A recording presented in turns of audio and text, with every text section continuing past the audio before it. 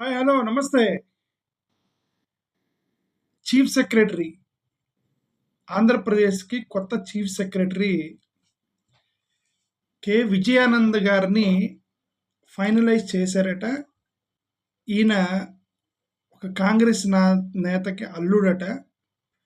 చంద్రబాబు నాయుడు గారు మరి కాంగ్రెస్ నేత అల్లుడిని చీఫ్ సెక్రటరీగా పెట్టుకున్నారంటే చూడాలి ఇంకా ఏంటి అనేది. బట్ ఇక్కడ జీ న్యూస్ తెలుగు వాళ్ళు ఒక పదం వాడారు. దాని గురించి యాక్చువల్గా నేను దీని మీద మాట్లాడుతున్నా. జీ తెలుగు వాళ్ళు ఏమన్నారు ఒకసారి వినండి చూడండి. ఏపీ చీఫ్ సెక్రటరీగా కె విజయానంద్ను సీఎం చంద్రబాబు నాయుడు ఖరారు చేసినట్లు సమాచారం. ప్రస్తుతం ఉన్న సియాసి నీరబ్ కుమార్ పదవీ కాలం ఈ నెల 31తో ముగియనుంది. దీంతో ఆయన పదవీ విరమణ చేయనున్న తరుణంలో తర్వాత ఎవరు సీఎస్ అనే ప్రశ్నకు సీఎం ముగింపు పలికినట్లు తెలుస్తోంది. బీసీ సామాజిక వర్గానికి చెందిన యాదవ కులస్తులైన విజయానంద్కు చీఫ్ సెక్రటరీగా అవకాశం కల్పించనున్నారు. వాస్తవానికి సీనియారిటీ ప్రతిపాదికన అయితే ఎస్టీ సామాజిక వర్గానికి చెందిన అనంతరాముకు చీఫ్ సెక్రటరీ ఇవ్వాల్సి ఉండగా ఆయన కర్ణాటక వాస్తవ్యుడు కావడం, రాజకీయ పలుకుబడి లేకపోవడం అనంతరాముకు అవకాశం దక్కలేదని సచివాలయ వర్గాల సమాచారం. యాక్చువల్గా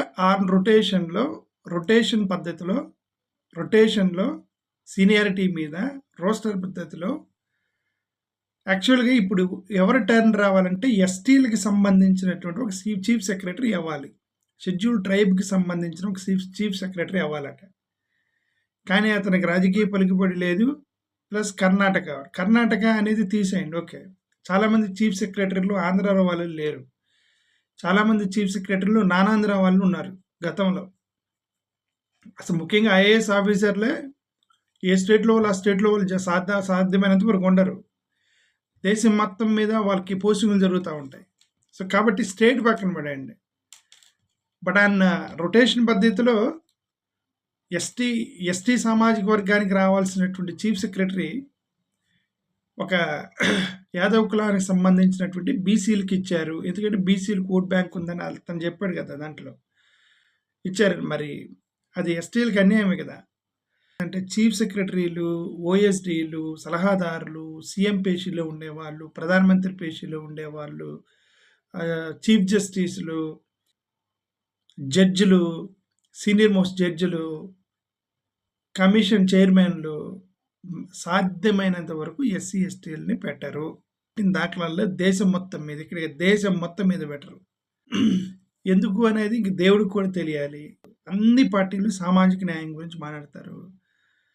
మాకు రిజర్వేషన్స్ మీద అంత ఇచ్చాము, ఇది ఇచ్చాము, సామాజిక న్యాయం చేసాము, మీకు ఇది చేసాము అని వీళ్ళు సామాజిక న్యాయం అది చేసాము, ఇది చేసాము, మేము ఎస్సీలకి ఎంతమంది ఇచ్చాము, ఎస్టీలకి ఎంత ఇచ్చాము అని చెప్పేసి చిన్న కింద మేనేజర్ పోస్టులు, సెక్యూరిటీ పోస్టులు, మేనేజర్ పోస్టులు ఇచ్చేసి చెప్పుకుంటూ ఉంటారు వీళ్ళు. ఒక షెడ్యూల్ క్యాస్ట్ అతనికి రావాల్సిన దాన్ని మరి ఎందుకు why you gone for BC? మీ చేతిలో పవర్ ఉందనే కదా. అదే ప్రమోషన్స్లో కూడా రిజర్వేషన్స్ ఉంటే ఈ కష్టం ఉండదు కదా. అదే కదా కొట్లాడుతున్నారు కదా కొంతకాలం నుంచి. నేను ఇదే పదే మాట్లాడుతున్నాను దీని గురించి. ఏంటంటే రిజర్వేషన్స్ ఎత్తేయండి అని పాపం వీళ్ళు అంటుంటారు. ఓసీలు వాళ్ళ బాధ ఏంటంటే వాళ్ళకి ఉద్యోగాలు రావట్లేదు. వీడికి 30 మార్కులు వచ్చినా సరే ఉద్యోగం వస్తుంది, మాకు 80 మార్కులు వచ్చినా ఉద్యోగం రావట్లేదు అని వాళ్ళ బాధ. అది ఒక పాయింట్లో కరెక్ట్ అయినా సరే మరి దీని సంగతి ఏంటి? అసలు రిజర్వేషన్స్ ఎత్తేస్తే ఇది ఈ విధంగా ఉంటుంది, ఇలా ఉండిద్ది మ్యాటర్. రిజర్వేషన్స్ అనేది ఎత్తేస్తే రికమెండేషన్ మీద రండి అడ్మినిస్ట్రేషన్ మొత్తం.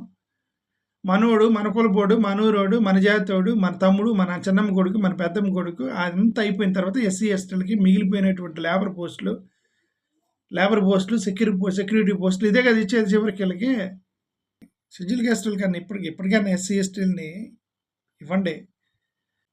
ప్రభుత్వ ప్రధాన కార్యదర్శి ఎవరనేది దాదాపు ఖరారైనట్లు తెలుస్తోంది. ప్రస్తుతం సిఎస్ నీరబ్ కుమార్ ప్రసాద్ పదవీ కాలం ఈ నెలాఖరుతో ముగుస్తుండటంతో కొత్త సిఎస్ ఎవరన్న దానిపై గత కొద్ది రోజులుగా కూడా జోరుగా చర్చ సాగుతోంది. జలవనరుల శాఖ ప్రత్యేక ప్రధాన కార్యదర్శిగా ప్రస్తుతం జి సాయి ప్రసాద్, అలాగే ఇంధన శాఖ ప్రత్యేక ప్రధాన కార్యదర్శి కె విజయానంద్లలో ఒకరికి అవకాశం దక్కుతుందని చెప్పి ప్రచారం జరిగింది. అయితే అదే ఉన్నట్టు నీరవ్ కుమార్ పదవి కాలం ముగిసింది. ఇతర పేర్లు తెర మీదకి వచ్చాయి. వాళ్ళలో ఈయన విజయ్ కుమార్ ఒకరు అనమాట. సార్ కె విజయానంద్ పదవీ కాలం తక్కువ ఉండి త్వరగా పదవీ విరమణ పొందేవానికే టీడీపీ ప్రభుత్వంలో కూడా గతంలో ప్రభుత్వం ఉన్నప్పుడు కూడా వారికి ఎక్కువ ప్రాధాన్యత ఇచ్చేవారు. ఎవరైతే త్వరగా రిటైర్ అయిపోయి పదవీ విరమణ పదవీ కాలం తక్కువగా ఉండి పదవీ కాలం త్వరగా ఎవరెవరైతే రిటైర్డ్ అవుతారో వాళ్ళకి ఈ ఈ సిఎస్ పోస్ట్ ఇస్తారట ప్రతిసారి తెలుగుదేశంలో. దాంట్లో ఏమైనా స్ట్రాటజీ ఉందా మనకు తెలియదు. ఎలా రిటైర్డ్ అయిపోతున్నారు కదా, వాళ్ళని సిఎస్ పొజిషన్లో రిటైర్డ్ చేద్దామని వాళ్ళ మీద సానుభూతా, లేదంటే పోతూ పోతూ ఫైనల్గా ఏదో ఒకటి చేసుకోండి అయినా మరి తెలియదు. Okay, that is the TDP strategy అని ఇతని ప్రకారం. బీసీ సామాజిక వర్గానికి చెందినటువంటి విజయానంద్ ఇది పాయింట్. యాక్చువల్గా బీసీ సామాజిక వర్గానికి చెందినటువంటి ఒక యాదవ్ కులస్తుడు, దట్స్ గుడ్. బ్యాక్వర్డ్ కమ్యూనిటీకి చెందినటువంటి ఒక వ్యక్తిని చీఫ్ సెక్రటరీగా పెట్టడం శుభ పరిణామం.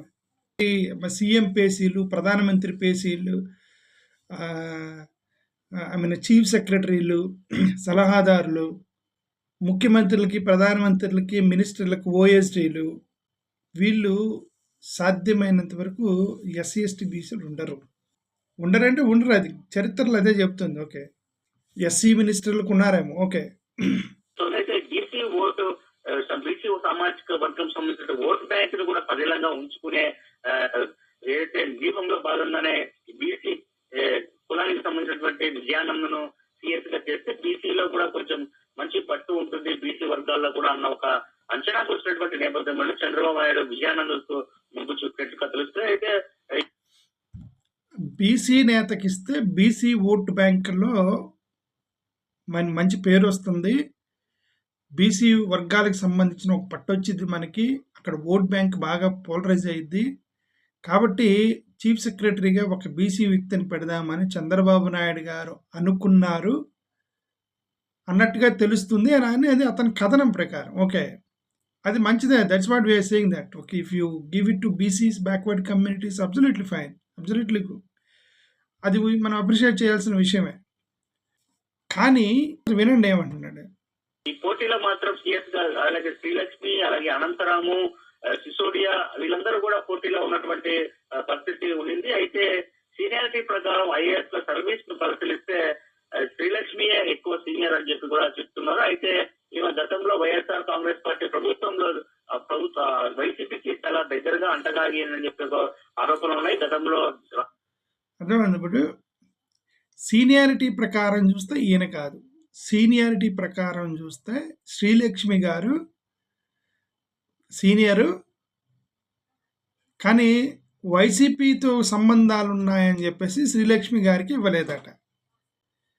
సీనియారిటీ ప్రకారం ఇవ్వరా? ఆన్ రొటేషన్లో రోస్టర్ పద్ధతిలో ఇవ్వరా? మరి నాకు తెలియదు. మరి సిఎస్ఎల్ని వాళ్ళు ఎలా నియమిస్తారు, దానికి పద్ధతి ఏంటి, దానికి ప్రోటోకాల్ ఏంటి అనేది మనకు కరెక్ట్గా తెలియదు. బట్ యాక్చువల్గా సీనియారిటీ ప్రకారం చూస్తే Srilakshmi is the most senior most, ఆమెకి ఇవ్వాలట.